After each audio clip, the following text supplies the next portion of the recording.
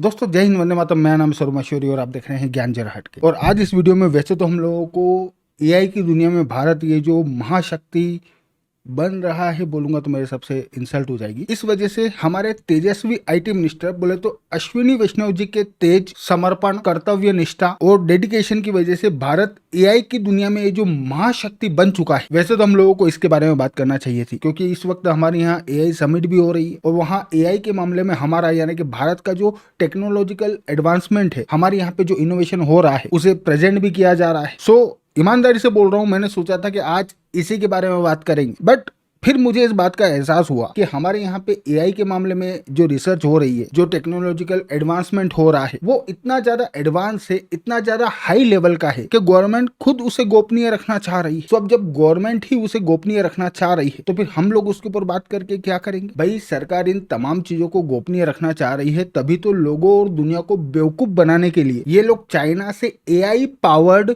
Robotic dog import करके उसे भारत में हो रही इस सबसे बड़ी एआई समिट में भारत का इनोवेशन बता के दुनिया को चिपका रहे हैं। जी हाँ, इनफैक्ट हमारे जो तेजस्वी आईटी मिनिस्टर साहब है, उन्होंने उस कुत्ते का वीडियो लेके और फिर भारत का खुद का जो स्वदेशी वेब ब्राउजर है, जिसे 3 करोड़ रुपया फूक के बनाया गया है और जिसे आप में से कोई भी यूज नहीं करता, हमारे आईटी मिनिस्टर साहब ने उस चाइनीज कुत्ते के वीडियो को लिया, भारत के खुद के वेब ब्राउजर पे ट्विटर ओपन किया और उस वीडियो को पोस्ट कर दिया। जी हाँ, और बेशर्मी का आलम यह है कि लोगों द्वारा गरियाए जाने के बावजूद भी यह आदमी इस लेवल का ढीठ है कि वीडियो डिलीट करने को तैयार नहीं। मतलब पहले मैं भी ऐसे ही सोचता था, पहले मैं भी इस आदमी को बेशर्म ही मानता था, लेकिन अब जाके मुझे इस बात का एहसास हुआ कि भैया ये सब कुछ ये आदमी जानबूझ के कर रहा है ताकि हमारी जो टेक्नोलॉजी है, हमारा जो ज्ञान गणित है, उसे दुनिया से बचाया जा सके। भाई आप मुझे एक बात बताओ, अगर भारत में हो रही एआई समिट में हम लोग दुनिया को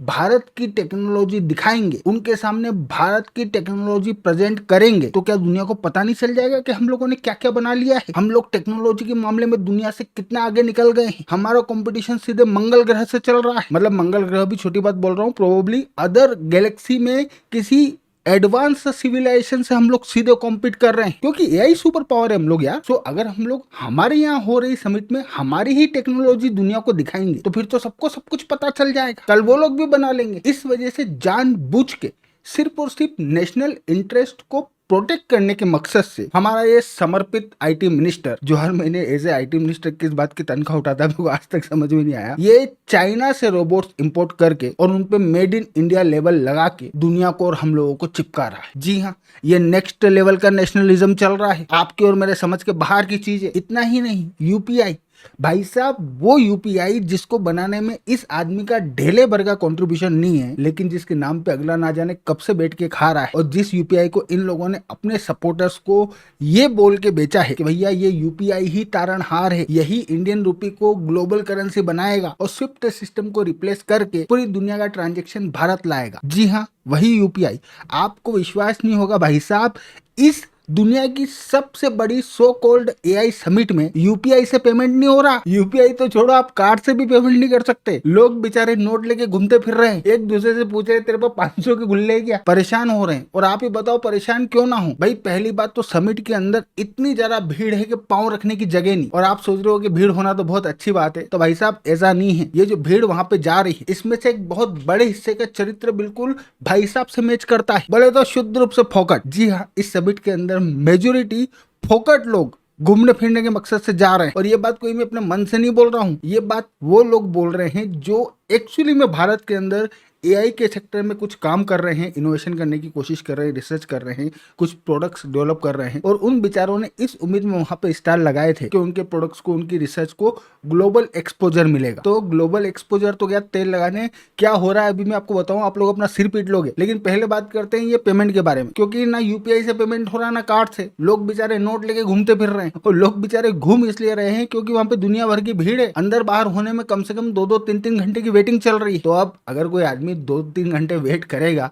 तो भूख प्यास तो लगेगी ना। लेकिन हमारे इस गद्दावर आईटी मिनिस्टर ने ऐसा मैनेजमेंट किया है कि उस समिट में खाने पीने की जो दुकानें लगी हुई है वो सिर्फ कैश में पैसे ले रहे हैं। और सच्ची बता रहा हूं भाई साहब, इसमें उन दुकानदारों की गलती भी नहीं है, क्योंकि वो बेचारे भी क्या करें, उनको आइडिया ही नहीं था कि भारत के अंदर ये जो सबसे बड़ी एआई समिट होने जा रही है, उस एआई समिट में वाईफाई ही अवेलेबल नहीं होगा। जी हाँ, ये दुनिया की पहली एआई समिट है जिसमें वहां पे स्टॉल लगाने वाले, वहां पे दुकानें लगाने वाले लोगों को वाईफाई का एक्सेस भी नहीं है। आधे लोग तो बेचारे ये सोच के अपना सिर पीट रहे हैं कि उन्होंने ये जो रिसर्च करी है, उन्होंने ये जो प्रोटोटाइप्स बनाए हैं, जिनके सर्वर उनके घर पे रखे हुए हैं और इनका प्रोडक्ट वाया नेट उस सर्वर से कनेक्ट होके वर्क करता है, ये बेचारे दुनिया को और अदर कंपनीज को अपने प्रोडक्ट्स का डेमोन्स्ट्रेशन दे तो दे कैसे? साला वाईफाई ही नहीं। और अगला हमारा ये जो आईटी मिनिस्टर है, इसको इनमें से किसी चीज की चिंता नहीं। ये आदमी वहां चाय का गिलास लेके रोते फिर रहा है। अब आप सोचोगे कि मेरे को कैसे मालूम? ऑब्वियस सी बात है, भारत का वेब ब्राउजर। इस आदमी के पास दो ही काम है, एक तो वीडियो रिकॉर्ड करना और दूसरा 3 करोड़ रुपए खर्च करके ये जो भारत का वेब ब्राउजर बना है, जो कि इसने अपने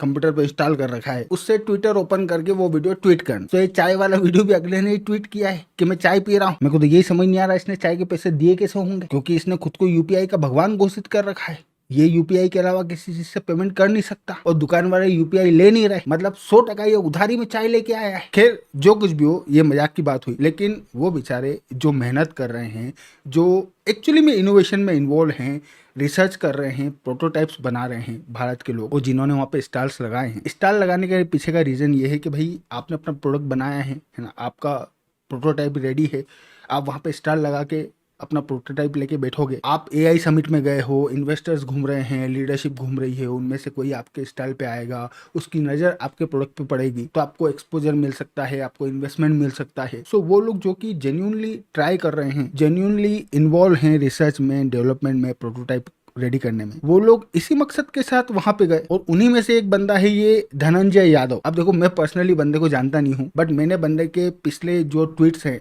वो जाके देखे हैं, और बंदा डीपली एआई को लेके ऑब्सेस्ड भी है और इसमें इन्वॉल्व भी है। और बंदे ने इसकी टीम के साथ मिलके कोई प्रोडक्ट वर्क इन लोगों ने डेवलप किया, और उस प्रोडक्ट को ये बेचारा वहां पे लेके गया एआई समिट में, इस मकसद के साथ कि भाई स्टॉल लगाएंगे और वहां पे वो प्रोडक्ट अपन दुनिया को दिखाएंगे, ताकि इन्वेस्टमेंट मिल जाए और कुछ अपना हो जाएगा। तो ये बेचारा गया, जाके अगले ने स्टॉल लगाया, लेकिन 12 बजे सिक्योरिटी वाले इसके पास आए और बोले कि भाई साहब, तुमने डेवलपमेंट किया होगा, वो अपनी जगह है, और स्टॉल लगा लिया, बहुत अच्छी बात है, लेकिन मोदी जी आ रहे हैं और सिक्योरिटी रीजंस की वजह से बेटा वो जो दूर दरवाजा दिख रहा है ना, उसके बिल्कुल बाहर जाके खड़ा होना पड़ेगा तेरे को। तो अगले ने उनको बोला कि भाई मैंने ये प्रोडक्ट डेवलप किया है, मैं भारत का पहला एआई पावर्ड नियो स्पाइन बना रहा हूँ, जिसे पहना जा सकता है। अब ये क्या है अपने को नहीं आइडिया, और मैं चाहता हूँ कि ये जो मैं बना रहा हूँ, भाई ऑब्वियसली बात है, पहली बार इस तरीके का प्रोडक्ट मैंने बनाया है, तो मैं चाह रहा हूँ कि जो लीडरशिप आए उनको ये प्रोडक्ट में दिखा पाऊँ। तो सिक्योरिटी वालों ने अगले को बोला कि भाई तेने ये जो प्रोडक्ट बनाया है,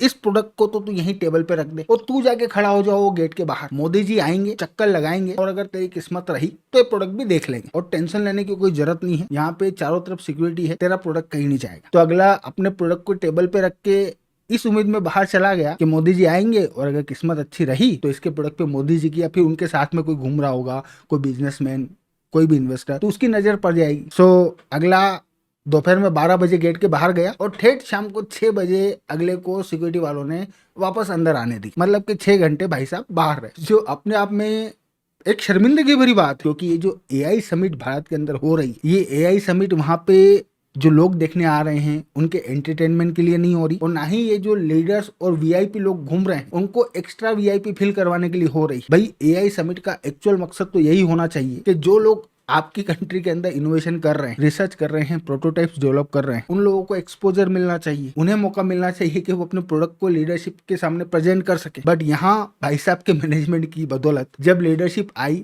तो प्रोडक्ट टेबल पर पड़ा हुआ है और प्रोडक्ट को बनाने वाला गेट के बाहर। फिर जो कुछ भी हो, लेकिन 6 घंटे बाद हमारे यादव साहब अंदर आए, और जब टेबल पे ये आए तब इनको पता चला कि कोई इनका प्रोडक्ट लेके निकल लिया। मतलब अगले की न जाने कितने समय की मेहनत साफ चोरी हो गई। अब किसने चुराया ये तो अपने को नहीं मालूम, लेकिन हो सकता है कुछ समय बाद कोई अपना इनोवेशन बता के